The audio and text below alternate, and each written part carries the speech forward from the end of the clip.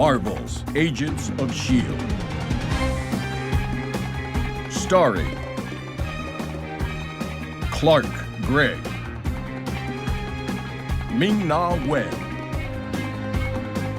Chloe Bennett, Elizabeth Henstridge, Henry Simmons, Natalia Cordova Buckley, Jeff Ward. So with S.H.I.E.L.D. over forever, I thought it was time to finally update my ranking of the seasons. I actually did change a little bit concerning where I was planning on placing Season 7, and also there's going to be some serious spoilers for the seasons, so all of the seasons, so if you haven't seen, some of the seasons, then maybe don't watch this. But as always, please remember to subscribe. We hit 400 pretty recently, which was pretty amazing, so hopefully we can reach some more goals pretty soon. But without further ado, let's get into this. So in 7th and last place is Season 6. And if you've watched some of my S.H.I.E.L.D. videos, you probably know that I'm not crazy about the show's 6th season, and I know there are a bunch of you out there who do think this is a fantastic season, and that's great, because this season does have a lot going for it, but I think it's fair to say that the general consensus among the fandom is that this season is one of the worst of the show, and that it was a pretty huge step down from seasons 4 and 5, at least in the writing department. That said, I have come around on this season quite a bit. I've rewatched it a couple of times. Most recently, my rewatch was the day before the Season 7 final aired, when I decided to binge the season, since we knew the Season 6 final would be important, and I wanted to be completely fresh on it. And I actually had enough fun on this rewatch that I was considering switching this and what I put in 6th place, but decided ultimately to put it here in last place. But that said, it's not a bad season at all. In terms of visuals and effects, and just sheer budget, this season is pretty ahead of the other 6. Even Season 7 is pretty ahead of. Season 7 doesn't even look as stunning as this one, which is weird. You'd think that they would have had around the same budget, but it definitely doesn't look like they had around the same budget. Sarge is a pretty great villain as well, and he was played by Clark Gregg in such a unique way that he doesn't just feel like evil Coulson, he feels like a fully fleshed out, developed and threatening villain, and it makes him feel like a brand new character, honestly, and a brand new actor on the show. The soundtrack also had a movie quality feel to it, with the addition of things like Izel's theme and a lot of the Space Feud themes, plus the adventures of Fitz and Enoch in space are so damn fun. But that said, Izel couldn't match Sarge on the villain front at all, and due to the fact that once Izel shows up, Sarge takes a back seat, that means that a decent chunk of the final half of the season is a whole lot of wheel spinning and not much happening. I mean, the first half isn't spectacular either, but the first half gave you a feeling that the story is really building up, and that's going to end up matching some of the show's best, but then it just doesn't. It says something that the season's best episodes are ones that are basically standalone episodes that don't have much to do with the season's overall arc. But Season 6 does end up excelling on most levels, just not the story. The story honestly makes this season feel like an add-on to the original 5 seasons, instead of just a brand new season on par with the others. In 6th place is Season 1, and this season is one that's always been kind of hard to talk about on a list like this, because if the entire season was like the first 12 episodes, then I think this would pretty clearly be at the bottom of the list. But if the entire season was like episodes 16 to 22, then I think arguments could absolutely be made for this season making it all the way to 4th or even 3rd place. But that said, the first half of the season is still a great watch. It's just very old-fashioned TV. It has a very 90s episodic feel to it, and as a huge fan of 90s Star Trek, I love that kind of television. But in comparison to the later serialized feel where episodic episodes barely ever happen, it's very easy to see the flaws in this season. And let's be honest, in 2013 this wasn't an amazing way to start the show out. I don't blame anyone for tuning out so fast, because the show didn't seem too amazing back then. But then again, the later episodes don't work at all unless you have that setup. There's so much character development in those first episodes that really do make the twists that come later that much better. Like once the Hydra turn happens, the season and the show doesn't let up, and all of that wouldn't work without us learning who these characters are and the relationships that they have. The season also just gets better and better on rewatch. In 5th place is Season 3, and this season is quite a change from Season 1, in that while Season 1 gets better and better on rewatch, I personally feel that Season 3 gets worse and worse on rewatch.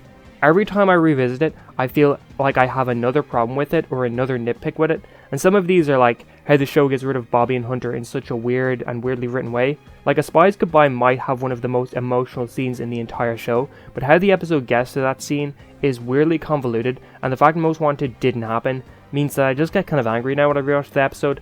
On top of that, the Secret Warriors and by extension Joey just disappear from the show completely after episode 17 or 18. There's also a couple episodes in the middle part of the season that are the most episodic and fillery since Season 1. But obviously this season also isn't without merit. Like, Gideon Malik is a fantastic villain, and so is Andrew Garner as Lash. Lash is also first portrayed as a typical big monster villain with not a lot of depth, but he ends up becoming one of the more interesting and complex characters on the entire show. I also still stand by the opinion that the first 10 episodes of the season have Ward at his most badass and threatening on the entire show. Daisy also fully becomes a superhero this season, and the Mavet stuff is S.H.I.E.L.D.'s first foray into Cosmic Marvel, and it really does pay off. I personally feel that this season has some of the absolute best that S.H.I.E.L.D. can offer, but it also has some of the show's absolute worst. In 4th place is Season 7. So I was pretty certain this season would end up in my top 3, but I feel it has to be placed here, mainly because of how I feel about the villains, and that they basically are possibly the worst villains that the show has ever given us. And also, the lack of Fitz for most of the season wasn't great either, and as great as it is when he does show up, the mystery surrounding him all season ends up feeling a little more flimsy than I'd have liked. But as a final outing for our characters, I was honestly pretty satisfied. I thought the ending was handled very well, and the fact that they committed to giving each character a happy ending while also leaving the door wide open for them to show up again in the MCU should they ever come calling was pretty damn good. On top of all this, the season ended up having some of the most unique and distinct episodes of the entire show, which all were in its first half, like spending 2 episodes in each time period up until episode 8, meant that we got to do a lot of interesting things, like a black and white episode, a new title card in almost every episode, including a 1970s style opening theme that was fantastic. We also had a complete comedy episode set in the 80s with Deke and Mack, and well, as a whole, it might have felt a little weird to spend so much of the final season on 1 or 2 parters that don't have much of an impact on the show. I really did like this approach. The season definitely did have quite a few glaring issues, but as a whole I thought this was a pretty satisfactory way to end S.H.I.E.L.D.'s mission. In 3rd place is Season 2. So for the last 13 weeks, in my head, Seasons 2 and 7 have been fighting neck and neck for this 3rd place spot, but ultimately I'm pretty certain that, to me at least, Season 2 is the better season. This season also has some fantastic storytelling going for it. Besides the fact that they really showed how much they weren't playing around anymore, this season has 2 of the best groups of episodes in the entire show. The real S.H.I.E.L.D. arc, and then the chase for Von Strucker, where we have Coulson, Hunter, Fitz and Mike reluctantly team up with Ward, Kara and Bakshi. This also led to the final episode where the original 6 characters are all together in the same place. Then there's also the whole anti-hero Ward arc, where he's not a straight up villain anymore. It was something I was really looking forward to seeing more of, honestly. I thought it'd be awesome to see him take the role of Slade on Arrow, where he was a brutal villain for a while, but an unsteady alliance grows, and if the S.H.I.E.L.D. team are dealing with enemies they need backup with, then maybe Ward isn't the worst person they could call in. But obviously I still like what they did with him in Season 3, but this would have been a really cool scenario to see play out more in my opinion. I just feel that they kind of got rid of that whole Ward arc pretty quickly, like pretty much the next episode after they set up that Ward could be a hero or an ally at least down the line, they immediately turn him back into a villain. But yeah, as a whole, this season really upped S.H.I.E.L.D.'s game and told us that the end of Season 1 could be the quality that we could expect all the time going forward. In 2nd place is Season 5. So Season 5 and Season 4 are always right there, fighting for 2nd and 1st place in my mind.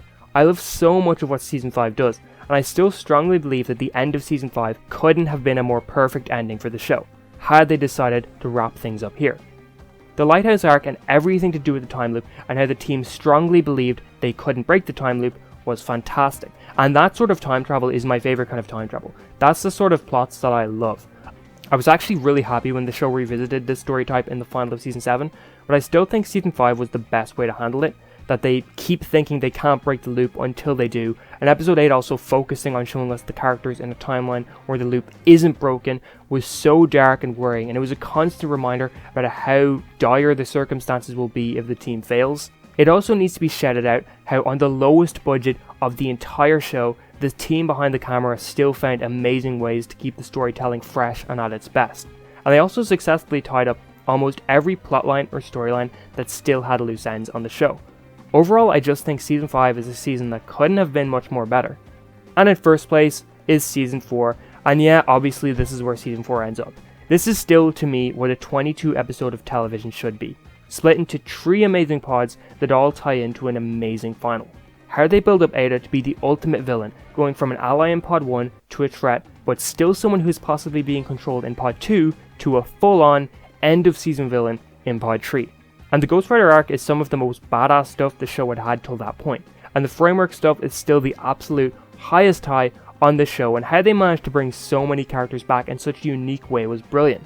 Plus, that arc gave us evil Fitz and set up how fractured his mind really was going forward, a plot that ended up being both crucial to seasons 5 and 6, but also ended up being the reason why Gemma was the one with the implant in season 5 and not Fitz himself, because his mind had been through far too much at that point and wouldn't be able to handle the implant. Plus, the season ends up being the dividing point in my opinion. Seasons 1 to 3 have their dark moments for sure, but as a whole they are quite lighthearted and have a similar tone. Season 4 is the show's first foray into dark and serious storytelling, but it also pushes the show forward to the point where the plots of seasons 5 to 7 are all highly influenced by what goes on in season 4. Seasons 1 to 3 feel like the beginning of the show, while 4 is the season that bridges the beginning and the end. Or maybe I'm just looking into it too much. But anyway, that's my ranking for all 7 seasons, and unless my mind changes drastically on the seasons, this will likely be my last seasons ranking for Agents of S.H.I.E.L.D. ever. But what do you think? Do you agree with my ranking? Do you disagree? And how would you rank the seasons? And make sure to subscribe and like and share and all of that, and I hope you have an amazing day.